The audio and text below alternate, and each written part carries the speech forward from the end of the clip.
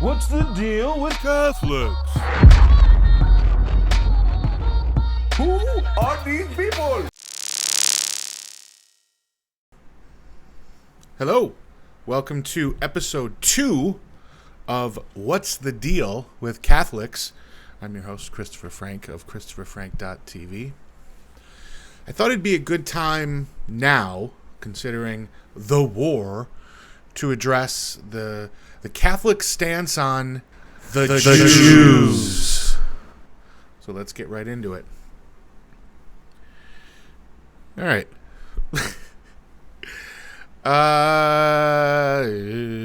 Catholic teaching on Jews and Judaism. This is by Robert P. George. I'll be citing a lot of things from popes, etc. So feel free to try to correct me if I'm wrong. I don't think I am. Faithful Catholics will affirm with the Second Vatican Council and with the papal, who are these people? Magisterium, that the Jewish people are indeed the good olive tree onto which the wild shoot of the Gentiles has been grafted. That God's original covenant with his chosen people is unbroken and unbreakable. And that our bond with the Jewish people is a spiritual bond. Bond, Simon Le Bon. Rooted in a common spiritual patrimony, and that our Jewish neighbors are indeed our brothers and sisters in faith. You don't get to hate the Jews. Imagine how dumb that is. Look at that guy. Who is that papal? One of the great stains on the history of the Catholic Church is the contempt and sometimes Catholics were never required as a matter of doctrine to hold anti-Jewish attitudes or support, much less participate in the persecution of Jews. For centuries, however, the posture of the Church as an institution toward the Jewish faith and the Jewish people was decidedly negative, often hostile. Whoops, that's not good. The post-Holocaust period leading up to the Second Vatican Council became a time of deep reflection for the Church. So this there's this thing called the Nostra Aetate, Nostra Aetate, Nostra Aetate, Tête-à-tête. The Declaration, which is the declaration on the Church's understanding of and relationships with non-Christian religions. That thing, once and for all, repudiated the idea of Jewish collective guilt and the outrageous slander that the Jews killed Christ or were accursed or rejected by God because they didn't accept Jesus as the Messiah. It condemned all forms of anti-Semitism and discrimination against Jews. What's more, it expressly affirmed that there is a common patrimony and indeed a spiritual bond uniting Christians with Jews. Perhaps more importantly, quoting the Jewish Christian St. Paul, it refers to the Jewish people as the good olive branch, which I said that. It's important to understand that what concerned John Paul, remember that Pope, remember that guy? In this matter, was above all theological, not sociological or political. This wasn't about nations at the time. But he made these judgments exercising his full authority to declare the mind of Christ as Christ's vicar. That's a big deal.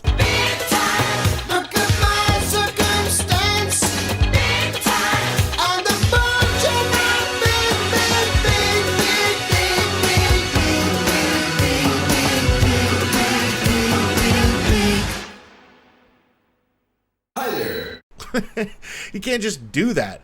Popes get to do that, and they don't do that often, as far as I know. He is the supreme pontiff of the universal church. And one option would have been to say that God's covenant with the Jews had been abrogated when the Jewish people as a whole did not join the Christian church. That's a popular, incorrect stance. But we should be nice to them anyway and avoid speaking disparagingly of their religion, since after all, we've been awfully cruel to them over the centuries, and we'd have a better chance of winning them over by just being kind of nice. No, that's not it. It's not the path or the judgment he made. This was not the mind of Christ. Rather, he spoke of the Jews as the people of the original covenant. His exact words were, our kindred nation of the original covenant. And to make himself even clearer, he formally declared that God's covenant with the Jews has never been revoked. In 1986, speaking to the leaders of the Australian Jewish community, he went even further, declaring that the covenant to be not only still in force, but irrevocable.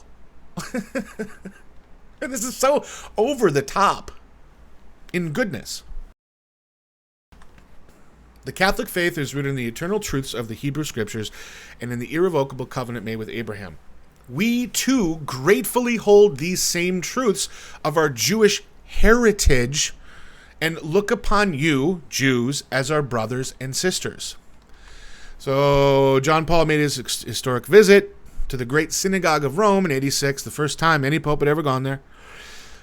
He said, the Jewish religion is not extrinsic to us, but in a certain way is intrinsic to our own religion. With Judaism, we have a relationship we do not have with any other religion. Look at the Old Testament. It's Jews, Jews, Jews. You are our dearly beloved brothers, and in a certain way, our elder brothers. I think some people have a problem with that. Like, oh, they're better than me? Well, a little. Yeah, a little. Benedict XVI and Francis have, of course, now we're getting to recent times, stood by the teachings of that thing and of John Paul II, the teachings of the church. So will their successors. This won't change.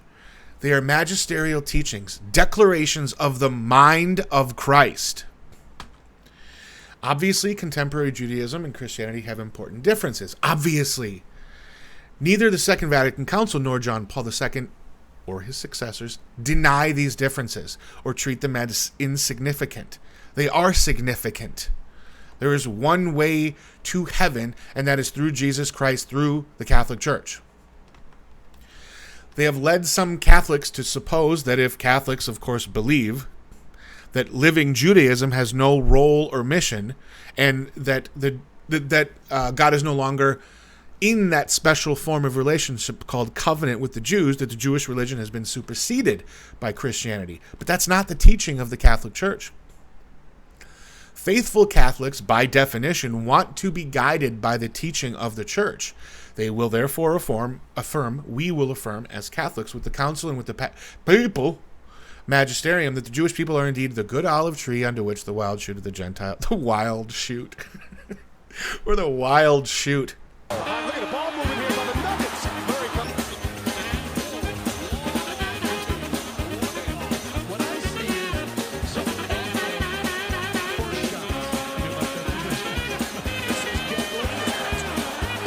is of the Gentiles has been grafted. His original covenant is unbroken and unbreakable. They are indeed our brothers and sisters in faith.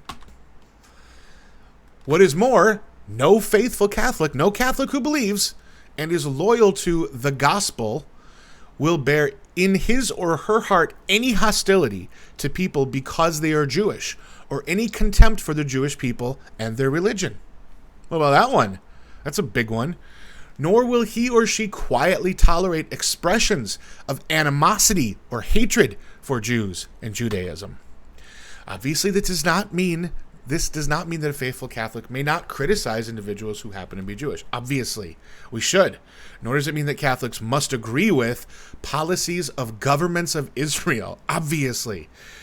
Jews themselves, including Israeli Jews, do not refrain from criticizing such policies when they believe criticism is merited. At the same time, a faithful Catholic will be very careful never to accept anti-Jewish animus masquerading as policy differences with governments of the Jewish state. What does animus mean? This is sad that I don't know that. Just stopping the whole show to look up something that I should have. A feeling of animosity. Oh, well, okay. I guess context clues should have given me that one. In the face of a risk of a resurgence and spread of anti-Semitic feelings, which is what's happening now, attitudes and initiatives of which disquieting signs are to be seen today, and this is a while ago, I think. I don't know when this was written. When was this written? We're on number 16. Doesn't say. Well, because I took screenshots. We must teach consciences to consider anti-Semitism and all forms of racism as sins against God and humanity. While criticism of Israel or any political entity is in bounds, hostility or contempt for Jews and living Judaism is out of bounds. Now, some people say, well, Jesus wasn't a Jew. And that's so dumb. I don't know where they're getting that. Even though Joseph is Jesus' foster father, he wasn't a Jew, he was adopted.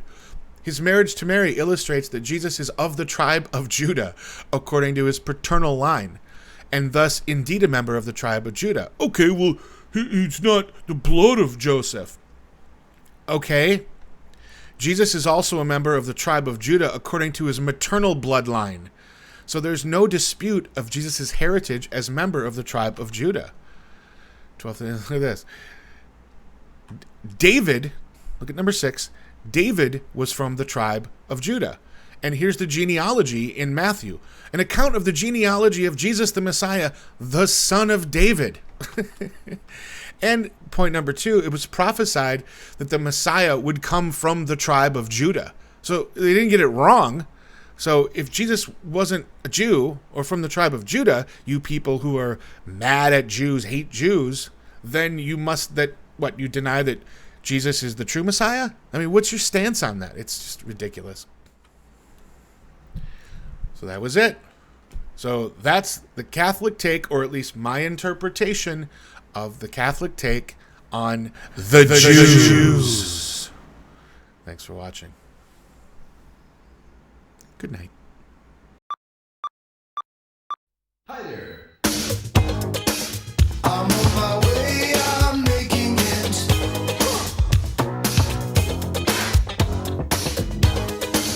I've got to make it show, yeah.